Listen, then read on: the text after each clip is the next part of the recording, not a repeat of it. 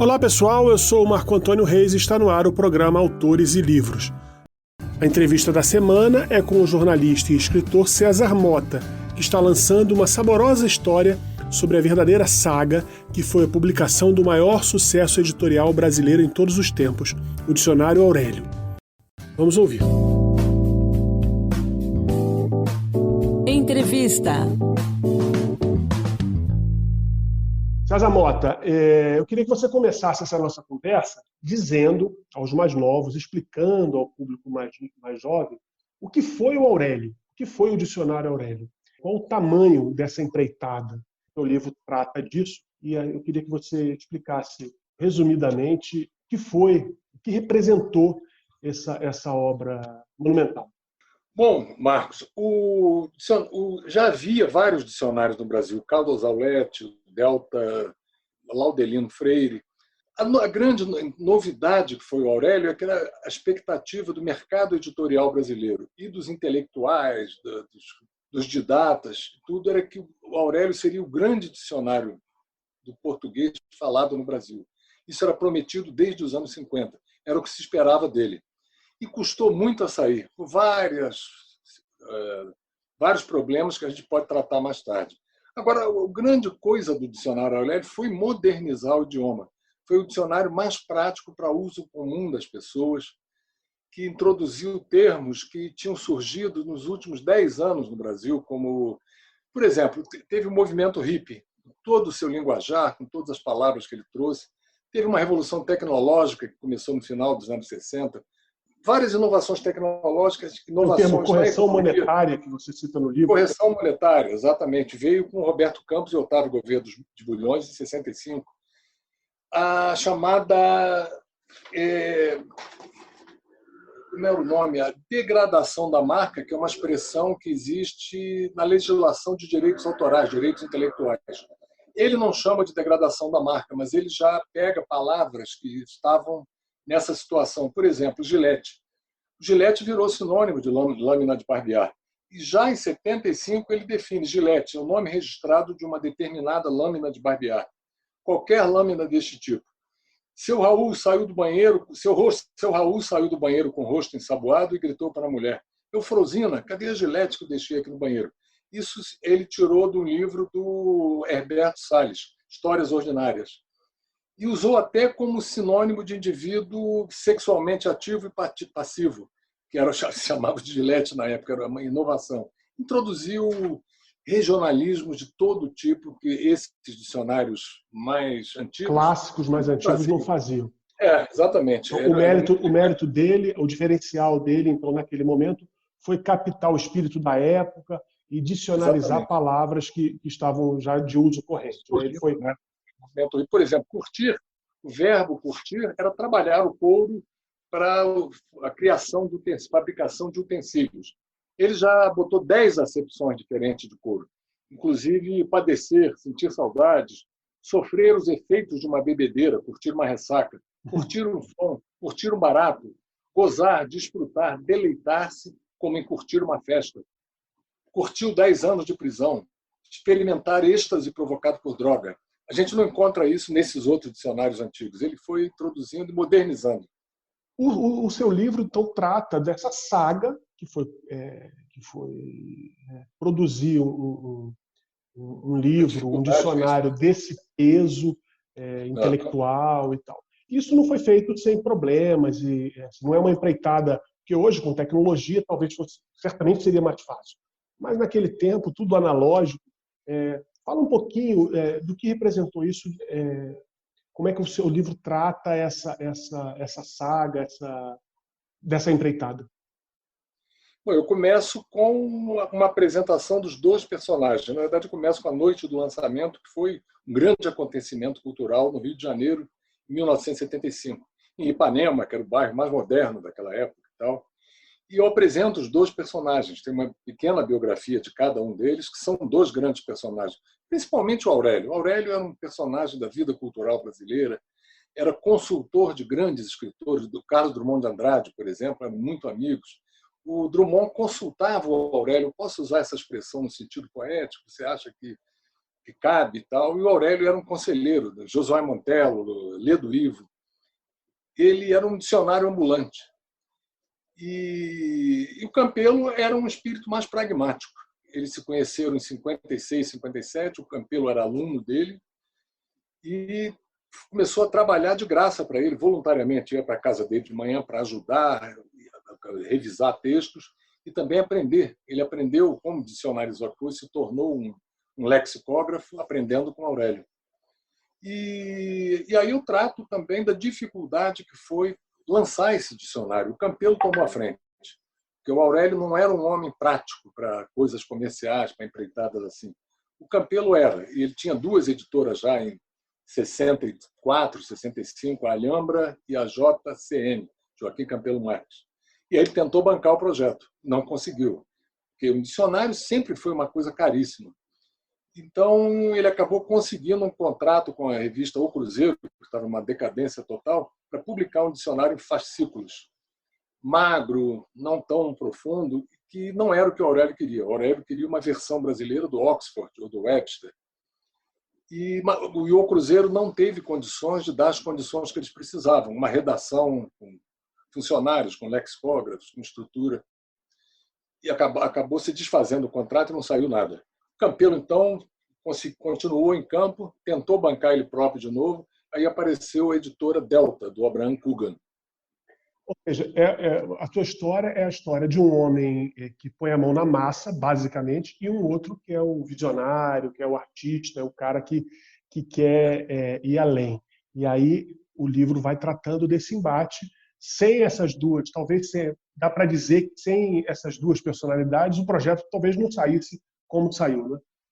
Não sairia. Na verdade, o dicionário é a cara do Aurélio. Você vai ver o dicionário Aurélio, tem as chamadas abonações. Ele recorre sempre a um autor, um grande autor, para legitimar a definição que ele está dando ao verbete. Ele pesquisa e ele vai atrás das coisas, ele era um erudito. E o Campelo era um cara mais pragmático, realmente. Já tinha duas editoras, pensava sempre em ganhar dinheiro e montar uma empresa. E o Aurélio é um sonhador, né? Tem até uma frase de alguém, de um amigo deles, dizia assim: o sonho era do Aurélio, mas Joaquim Campelo o incorporou e o materializou de forma obstinada, o tempo todo procurando editora. É como a gente vê usando a metáfora futebolística, né? É o carregador de piano, Exatamente. Senão não deixar só o artista não funciona.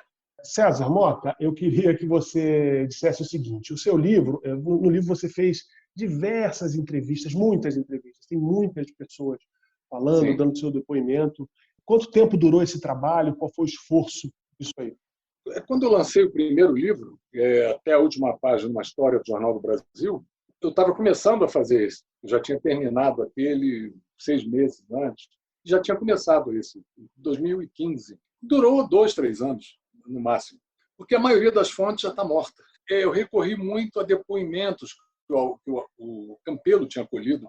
O Gilberto Menezes Cortes, que é um jornalista carioca, amigo dele, já tinha ouvido várias pessoas que tinham morrido. Ouvi o Jânio de Freitas, por exemplo, que foi muito importante. Foi fundamental também para o dicionário ser publicado pela Nova Fronteira. Jânio de Freitas, Saltes está vivo, felizmente está entre nós. Está vivo, está com 90 anos. O Campelo tem 89, ele tem 90.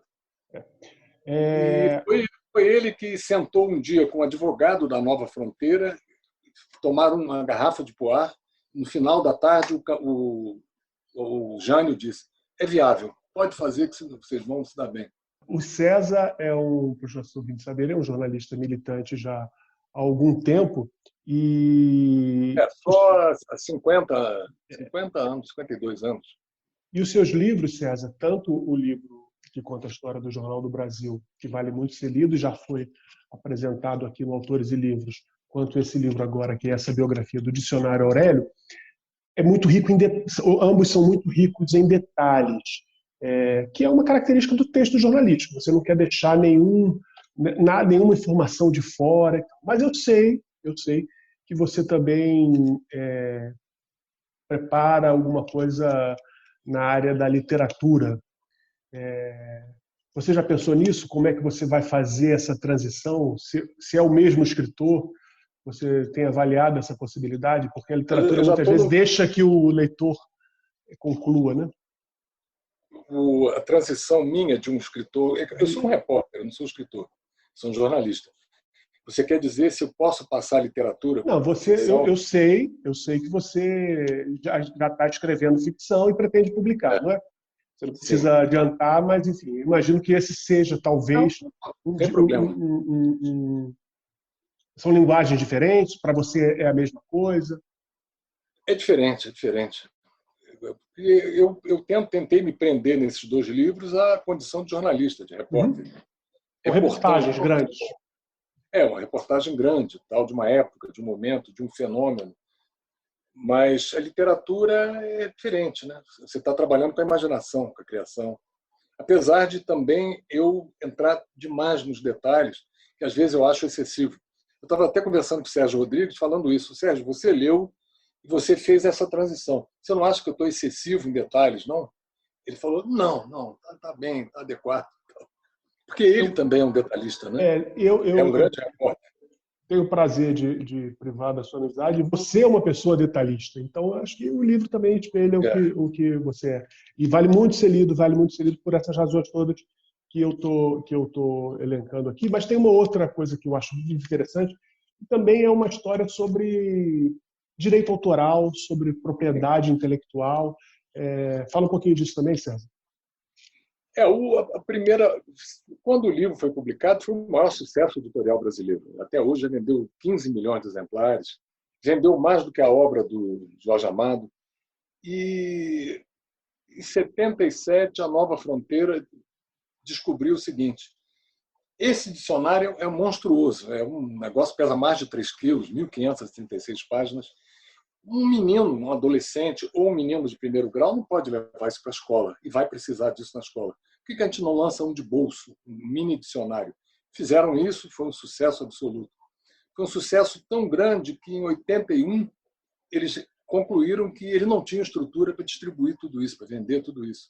Então, assinaram um contrato com a editora Ática, de São Paulo, que tinha começado a atividade, nos anos 50, como uma escola que produzia apostilas e distribuía para alunos até de curso, por correspondência. E a Ática ficou encarregada, por esse contrato, da distribuição. As 2 famílias eram bastante amigas, a família do Carlos Lacerda, que já tinha morrido em 81, e a família proprietária da editora Ática. Só que aí começou uma briga. O Aurélio, na verdade, mais a mulher dele, a dona Marina, que era uma parte prática do Aurélio. Era ela quem assinava contratos por ele, fazia o imposto de renda dele. Era a Paula Lavigne, do Caetano Veloso e do Aurélio. E, mal comparando, né? Não tem nada a ver, mas só para ficar mais ou menos claro. Para o público de hoje. Exatamente. E aí deixaram o Aurélio e a Margarida dos Anjos e a Elza Tavares de fora. Era uma empresa JEMM, Joaquim, Elza, Marina e Margarida. A Marina era mulher do Aurélio, então ela não se incomodou de ficar de fora. Romperam o contrato com essa empresa e ficou exclusivamente da família Aurélio, o contrato com a Nova Fronteira. A explicação deles foi o seguinte: isso aí é um trabalho, é uma obra diferente, não é mais o grande dicionário Aurélio. É um produto para estudantes e tal. Então, não tem por que manter esse contrato. Está no livro, essa disputa pelos direitos acabou no Supremo Tribunal Federal. A Nova Fronteira abriu mão, eu vou pagar tudo, esses 5 anos que o Campelo e as moças não receberam, nós vamos pagar e tocar a vida em diante. Eles já ganhando os direitos autorais e tal, sobre também o mini dicionário, que foi um sucesso absoluto. Eram 800 mil vendidos por ano, que é um negócio fantástico. O que aconteceu em 2003, que levou a uma outra disputa judicial, foi que terminou o contrato com a Nova Fronteira. A família do Aurélio, a mulher do Aurélio, estava muito insatisfeita com a Nova Fronteira, porque eles assinaram um grande contrato com a Fundação Nacional do Livro Didático, que é a mina de ouro de todas as editoras do Brasil. É uma caixa preta até hoje. Tem as editoras favorecidas. A família do Aurélio não ficou satisfeita com o que coube a eles nessa partilha. Então, em 2003, terminou o contrato, eles mandaram a Nova Fronteira embora e assinaram com a editora Positivo do Paraná. de novo, deixaram Aurélio, a Margarida, a Elsa fora. E aí o Aurélio... Campelo, Margarida e Elsa. Campelo, Margarida e Elsa fora da coisa. E o Campelo tinha tido uma leucemia, estava internado em São Paulo. Ele só descobriu que já estava fora dos direitos autorais quando se recuperou milagrosamente e voltou para Brasília. Aí ele foi para a Justiça. Aí essa briga foi de 2003 a 2013, quando ele perdeu no STF. A lentidão da Justiça. Bom, enfim, a gente poderia ainda seguir aqui. Eu quero recomendar a leitura desses 2 livros que eu acho que de alguma forma dialogam entre si, do César Motta, pode procurar aí, César Motta com 2 T's, Por Trás das Palavras, que é essa história da concepção, da produção, da publicação do dicionário Aurélio, que é conhecido da cultura brasileira, conhecido de todo mundo que estudou nos últimos 40 anos, né? E a biografia do Jornal do Brasil, que se chama Até a Última Página. O Jornal do Brasil, que foi um dos grandes jornais da história do Brasil. César, muito obrigado. Bom falar com você sempre. Até uma próxima. Um abraço. Obrigado pela paciência.